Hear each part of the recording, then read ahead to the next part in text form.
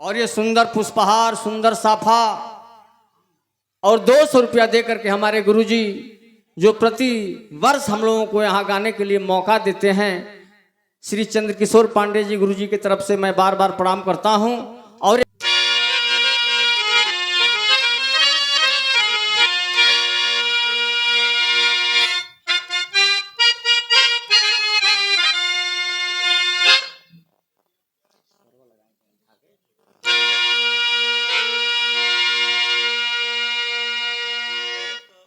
चल दे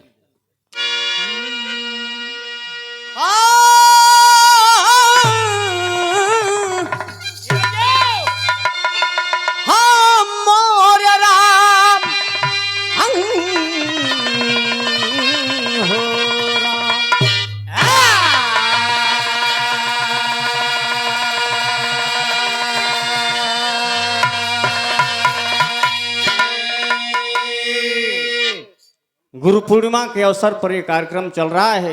गुरु का मतलब है अज्ञान रूपी अंधकार को ज्ञान रूपी प्रकाश में बदल देना, यही गुरु का मतलब है। तो आइए, एक हमारे गुरु जी की गीत है अंधेरा के बाद उजाला, इस गीत का शीर्षक होगा। और हमारे गुरु जी ने कहा है कि जो हमारे बिरहा की धरोहर गीतें हैं उन गीतों का प्रस्तुत होना चाहिए। एक लाइन गीत लगल मास्टर।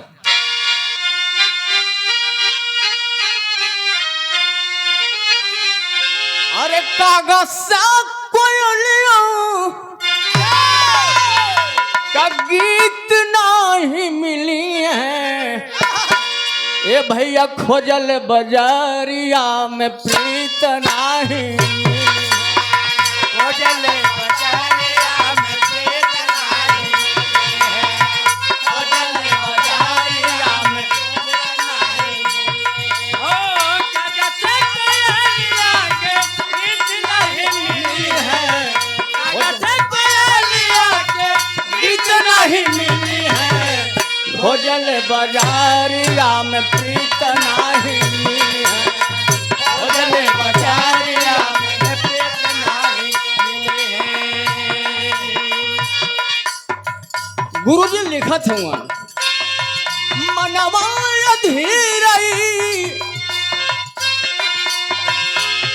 विभोर होई गईले, ए भैया उगलियां जोरिया जोर होई गईले, उगलियां जोरिया जोर होई गईले, उगलियां जोरिया जोर होई गईले। श्री परमेश्वर यादव जी बिगरापुर से बोल रहा हूं, आपके तरफ से 51 रुपया बार बार प्रणाम। पहला बंद में गुरुजी लिखत हुआ, अरे हिरण कश्यप भक्त प्रहलाद के सतावले, हिरण कश्यप भक्त प्रहलाद के सतावले, हिरण कश्यप प्रहलाद के सतावले, लोहे का खम्हा लाल कई के उसे बांधल, लोहे का खम्हा लाल कई के उसे बांधल, लोहे का खम्हा लाल कई के उसे बांधल। अरे नरसिंह बने हो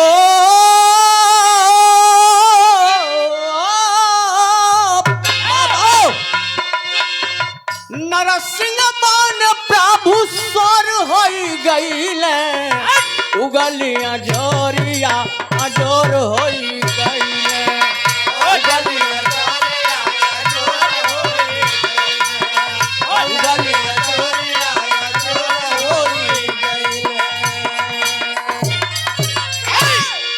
ए पंचो हरिश्चंद्र डोम हाथ काशी में बिकाए, हरिश्चंद्र डोम हाथ काशी में बिकाए, हरिश्चंद्र डोम हाथ काशी में बिकाए।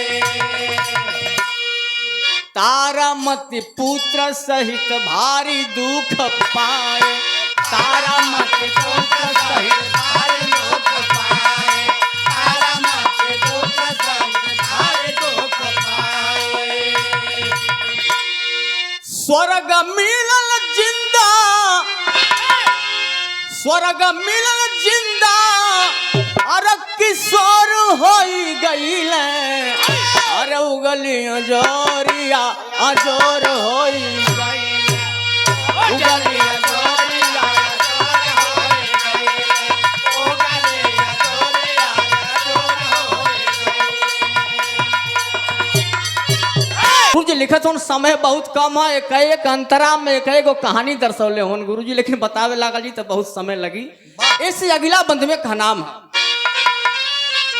अरे शिवी भूपयापन सारा अंग काटी दिहल,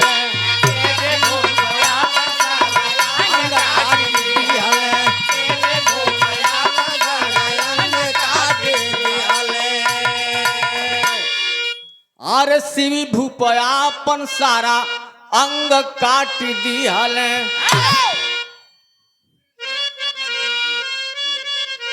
अरे इंद्र और अग्नि आखिर तंग होई गईल, इंद्र और अग्नि आखिर तंग होई गईल, इंद्र और अग्नि आखिर तंग होई गईल। ए भैया सोबरन बदन की अरे छोर छोर होई गईल, अरे उगलियां जोरिया जोर होई गईल,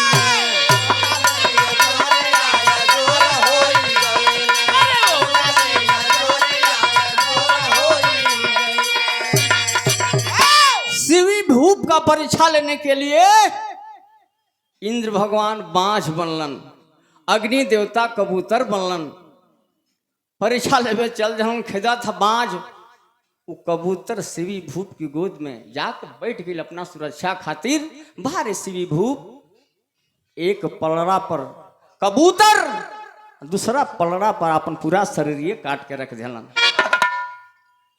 अगला बंद में कवि जी लिखलन अरे अनसुईया त्रिदेवन के पालना झूलवली, अनसुईया त्रिदेवन के पालना झूलवली, अनसुईया त्रिदेवन के पालना झूलवली।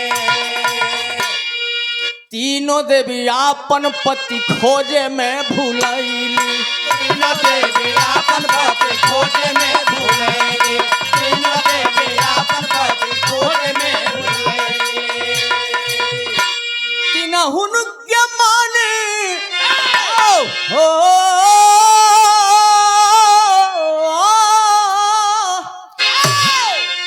तीन हुन के माने बनमार होई गईले, अरे उगलियां जोरिया अजोर होई गईले,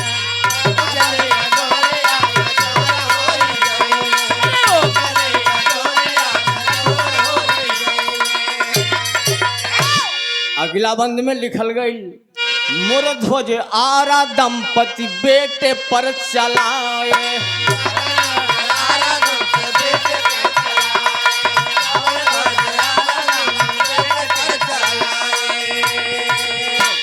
मोर ध्वज दंपति आरा बेटा पर चलाए, आय अपने हाथ मांस काट शेर को खिला, अपने हाथ मांस काट शेर को खिलाए, अपने हाथ मांस काट शेर को खिलाए। हरि झांस चदव चकोर होई गईले, ए भैया उगलिया जोरिया जोर होई, उगलिया जोरिया जोर होई गईले, उगलिया जोरिया जोर होई गईले। कवि जी लिखल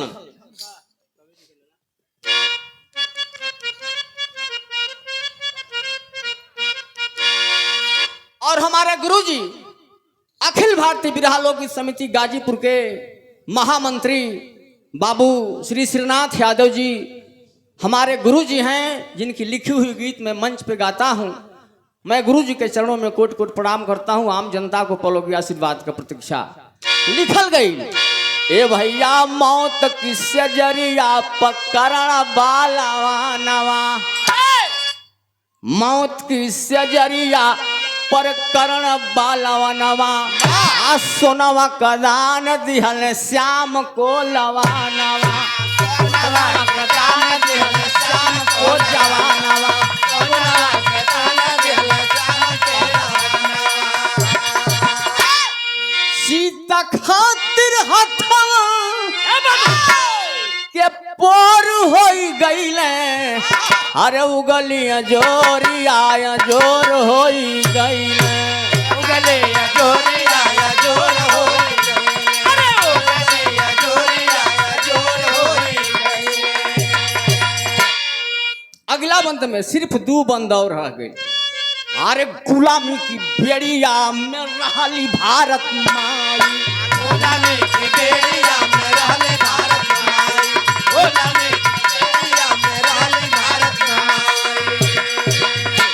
अरे गुलामी की बेड़िया में रहली भारत माई अरे हो गईली आजाद आखिर हो घड़ी याद हो गईली आजाद आखिर हो घड़ी याद हो गईली आजाद आखिर हो घड़ी याद दास्ता के रजनी हो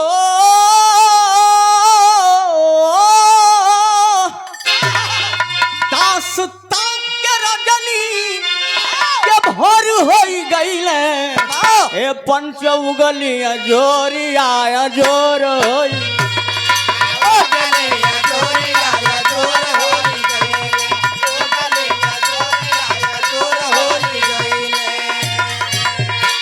बहुत सारे रुपयों का पुरस्कार रवि रेडियो साउंड आदरणीय श्री हमारे केदार भैया आपके तरफ से दुबारी से प्रोग्राम में हमेशा मुलाकात होता रहेला। अभी पिछला महीना 20 तारीख के हमारे और श्री सुबेदार यादव जी का कार्यक्रम है भैया का लाउड स्पीकर आप पूरा पूर्वांचल में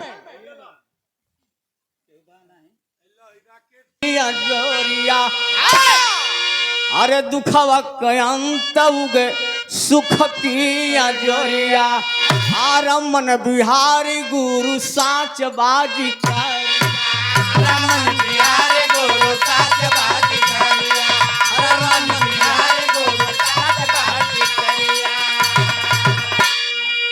शंभु श्रीनाथ कलम के चित चोर होई गईले अरे उगलिया जोरी आया जोर होई गईले।